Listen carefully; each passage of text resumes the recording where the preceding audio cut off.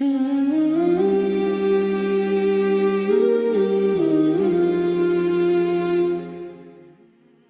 علیکم ورحمۃ اللہ وبرکاتہ my dear brothers and sisters and welcome to a new programme. ہمارا یہ بڑا اسپیشل پروگرام ہے, اس کا نام ہے اوتھینٹک وظیفے, اور اس میں ہم لوگ انشاءاللہ آپ کے سامنے وہ وظائف اور وہ اذکار پیش کریں گے جو کہ نبی کریم صلی اللہ علیہ وسلم سے مسنون ہیں, ہم تک پہنچے اور ہر قسم کے مسئلے مسائل کو ڈیل کرنے کے لیے ہمارے لیے ہیلپ فل ثابت ہو سکتے ہیں. آج انشاءاللہ میں آپ کے سامنے سورہ فاتحہ کے بارے میں کچھ بات عرض کروں گا. صحیح بخاری کی کتاب الطب کے اندر یہ حدیث موجود ہے جہاں پہ صحابہ نے ایک دفعہ ایک جگہ پر سفر کر رہے تھے تو ایک قبیلے کے پاس جا پہنچے اور ان سے کچھ ریکویسٹ کی کہ ہمیں کچھ کھانے پینے کے لیے کچھ سامان ہمیں دے دیا جائے, کیونکہ ظاہری بات ہے مسافر تھے. اچھا, ان لوگوں نے ان کو انکار کر دیا کہ نہیں جی ہم کچھ نہیں آپ کو دے سکتے. ان دا مین ٹائم کیا ہوا کہ ان کا جو سردار تھا قبیلے کا, اس کو کوئی سانپ یا بسو وغیرہ ڈس گیا, جس کی وجہ سے اس کی حالت جو ہے وہ بہت زیادہ کرٹیکل ہو گئی. اب انہوں نے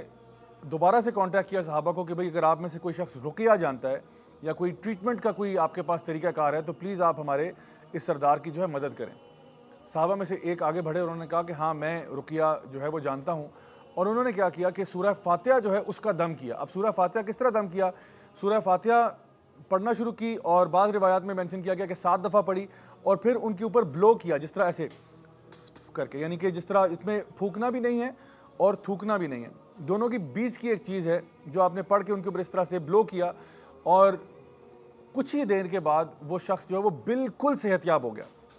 اب لوگ جو ہے وہ اتنا خوش ہوئے کہ انہوں نے ان کو ایز اے گفٹ کہہ لیں یا ایز اے ریوارڈ کہہ لیں, ایک پورا بکریوں کا جو ریوڑ ہے وہ تحفے میں دے دیا. صحابہ یہ معاملہ لے کر نبی کریم صلی اللہ علیہ وسلم کے پاس گئے اور سوال کیا کہ ایک تو یہ کہ کیا اس طرح سے دم کرنا صحیح تھا, تو اس پہ تو آپ صلی اللہ علیہ وسلم نے فرمایا کہ ہاں یہ ٹھیک تھا. دوسرا سوال یہ پوچھا کہ کیا کوئی قرآن پڑھنے کے عوض کوئی معاوضہ لیا جا سکتا ہے, تو اس میں بھی نبی کریم صلی اللہ علیہ وسلم نے مسکرا کر کہا کہ ہاں لیا جا سکتا ہے. تو اب ہمیں جو چیز اس سے سیکھنے کو ملتی ہے خاص طور پہ وہ یہ ہے کہ بہت سارے جو وظیفے ہم تک پہنچتے ہیں ان میں سے ایک بہترین وظیفہ جو ہے وہ سورہ فاتحہ کا دم کرنا ہے. یعنی کوئی انسان بھی کسی بیماری میں مبتلا ہو, کوئی کسی تکلیف میں مبتلا ہو, یا کوئی شخص بھی کسی چیز حتیٰ کہ زہر سے یعنی ڈس گیا ہو, تو آپ سورہ فاتحہ کا دم کر سکتے ہیں. عمر بن الخطاب رضی اللہ عنہ جو ہیں وہ کوئی کسی قسم کا دم نہیں کیا کرتے تھے سوائے اس کے کہ وہ سورہ فاتحہ پڑھا کرتے تھے. تو انشاءاللہ اگر ہمیں خدا نہ خواستہ کبھی زندگی میں کوئی تکلیف ہو, یا ہمارے گھر والوں کو یا ہمارے فیملی میں یا فرینڈز میں کسی کو کوئی پرابلم ہو یا تکلیف ہو, تو اس کو انشاءاللہ تعالیٰ سورہ فاتحہ کا دم کیا جا سکتا ہے. لیکن یاد رکھیے